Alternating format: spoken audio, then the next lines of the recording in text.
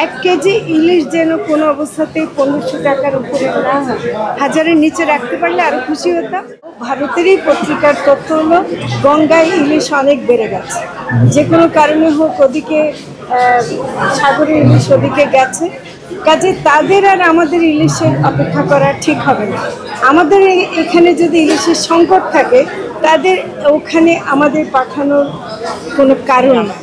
তো মানে আমি একদম বলতে পারি ইলিশের সরবরাহ বাড়লে বাজারের দাম কমবে, এবং ইলিশের সরবরাহ বাড়লে যদি না কমে তাহলে বুঝতে হবে যে এখানে সিন্ডিকেট কাজ করছে, তাহলে বুঝতে হবে যে এখানে বাজার ব্যবস্থার মধ্যে ত্রুটি আছে, এবং সেটা করার জন্য আমরা বাজারে আড়তদারদের সঙ্গে আমরা প্রতিদিন কথা বলতেছি, এবং আমরা বলছি যে এটা কোনো অবস্থাতেই মানে 1 কেজি ইলিশ যেন কোনো অবস্থাতেই 1500 টাকার উপরে না হয়, হাজারের নিচে রাখতে পারলে আরও খুশি হতাম।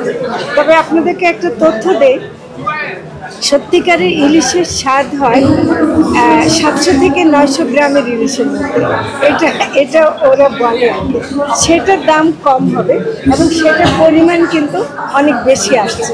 তো একদম বড় ইলিশ যারা খেতে চায় তারা বেশি দাম দিয়ে খাবে, সেটা অন্য ব্যাপার। তবে আমি খুবই চাচ্ছি যে ইলিশের সরবরাহ বাড়ুক এবং আমাদের দেশের মানুষ খাক। বিদেশে আমরা পাঠাচ্ছি শুধুমাত্র 2টো দেশে, সেটা হলো সৌদি আরব এবং সংযুক্ত আরব আমিরাতে। ওখানে প্রবাসীদের একটা দাবি থাকে,